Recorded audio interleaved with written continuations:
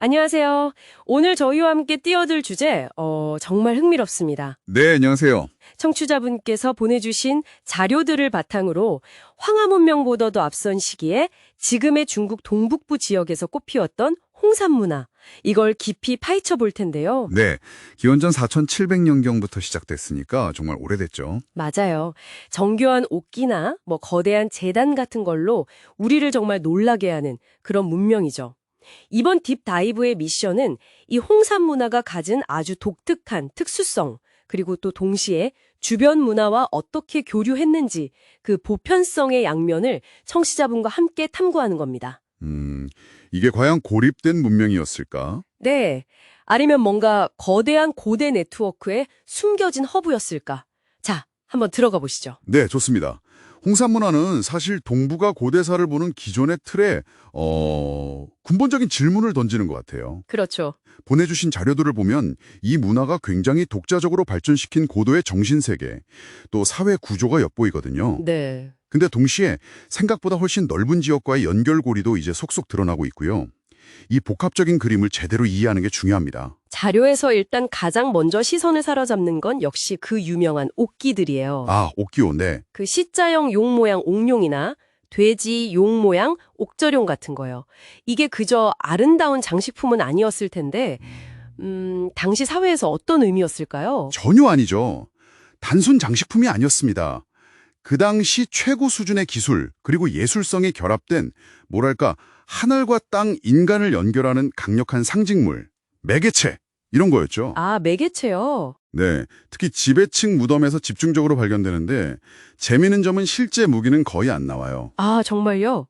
무기 대신에요? 네, 대신 이런 상징적인 옥기들이 막 가득하다는 거죠. 이거는 홍산 사회의 권력이 군사력보다는 종교적, 제의적 권위에 크게 의존했다는 걸 아주 강력하게 보여주는 증거입니다. 권력의 성격 자체가 좀 달랐다는 거군요. 그렇죠. 그런 상징적인 힘은 우하량 유적 같은 곳에서 발견된 그 거대한 구조물에서도 느껴지는 것 같아요. 제단, 여신묘, 돌무덤, 그러니까 적속총이죠.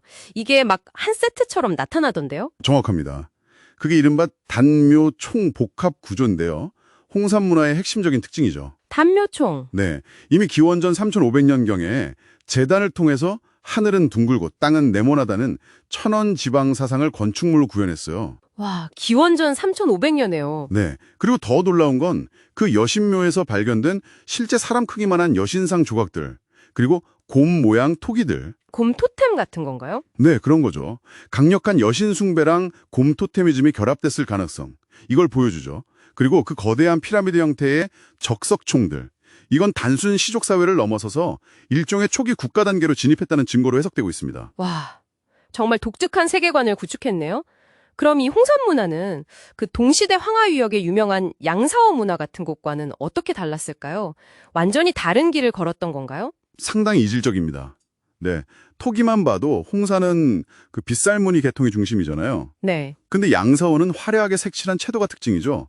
무덤 양식이나 사회 구조에서도 차이가 크고요. 예를 들면요? 홍산이 이런 거대 제의시설, 옥기를 중심으로 한 어떤 위계 사회의 모습을 보여준다면 양사원은 그에 비해 상대적으로 좀 평등한 구조였을 것으로 추정됩니다. 아하. 이런 차이가 과거의 그 황하 문명이 주변으로 퍼져나갔다, 이런 단선적인 시각에 좀 도전하는 거죠. 네, 그렇죠. 동아시아 문명이 여러 중심지에서 독자적으로 발전했다는 다원적 문명 발생론, 이걸 뒷받침하는 집요한 근거가 됩니다. 황하와는 달랐지만 그렇다고 완전히 고립된 건 또 아니었다고요.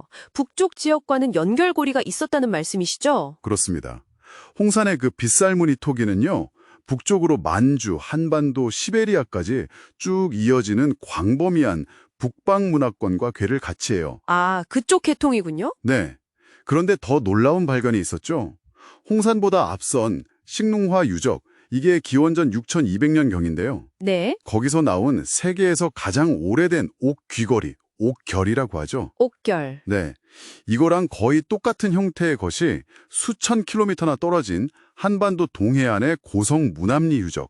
여긴 기원전 6000년경인데 거기라도 발견된 겁니다. 잠깐만요. 기원전 6000년대에 수천 킬로미터 떨어진 곳에서 같은 디자인의 옥 귀걸이가 나왔다고요? 네, 그렇습니다. 이야, 이건 정말 보통 일이 아닌데요. 뭔가 엄청난 교류 네트워크거나 아니면 공동의 문화적 뿌리? 이런 걸 강력하게 시사하는 것 같습니다. 바로 그 점 때문에 학계에 큰 관심을 받고 있습니다. 그리고 최근 유전자 연구는 이 그림을 더 복잡하게 만들고 있죠. 아, 유전자요? 어떤 결과가 나왔나요? 네, 홍산인 유골에서 나온 Y-DNA 분석 결과를 보면요. 시베리아 같은 북방 유라시아 계통에서 주로 나타나는 하플로그룹 N이라는 게 있거든요. 하플로그룹 N. 네, 이게 약 63%로 압도적으로 높게 나왔습니다. 63%나요? 네, 이건 현대 동아시아 주요 집단, 그러니까 한족이나 한국인에게서 많이 보이는 하플로그룹 O와는 상당히 다른 결과예요. 유전적으로는 오히려 북방 시베리아 쪽하고 더 가깝다. 그런 건가요? 그렇죠. 그렇게 볼 수 있죠. 그럼 이걸 누구의 역사로 봐야 하는가 하는 그 논쟁이 더 뜨거워질 수밖에 없겠네요. 맞습니다. 중국에서는 이걸 이제 중화 문명의 다원적 기원 중 하나로 보는 요하 문명론을 강조하고 있고요. 네. 한국의 일부 학계에서는 그 적석총이나 곰 토템 같은 걸 근거로 고조선과의 연결 가능성을 제기하기도 합니다. 아, 고조선이요? 네. 하지만 두 주장 모두 명확한 시간적 간극이라든지 문화 요소 해석의 보편성 문제라든지 이런 반론도 만만치가 않죠. 고고학적 발견이 현대의 어떤 민족주의적 역사 해석과 얽히면서 굉장히 민감한 이슈가 되고 있는 겁니다. 그렇군요. 또 우리가 흔히 말하는 도시, 문자, 청동기, 이 전통적인 문명의 3요소 기준에는 부합하지 않는다는 점도 있어요. 아, 문자가 없군요. 네. 그래서 청동기 대신 옥기가 핵심 역할을 한 홍산의 그 특수성을 인정해서 옥기 시대라는 새로운 시대를 설정하자 이런 주장도 나오고 있습니다. 옥기 시대, 흥미롭네요. 자, 청취자분께서 보내주신 자료들을 통해 정리해보면 홍산 문화는 정교한 옥기, 거대 제2구조물 같은 독자적인 세계를 구축했어요. 네, 그렇죠. 근데 동시에 빗살무늬 톡이나 옥결 같은 유문을 통해서 북방 문화권과 넓게 연결된 일종의 하이브리드 문명의 모습을 보여주는군요. 네, 딱 그렇습니다.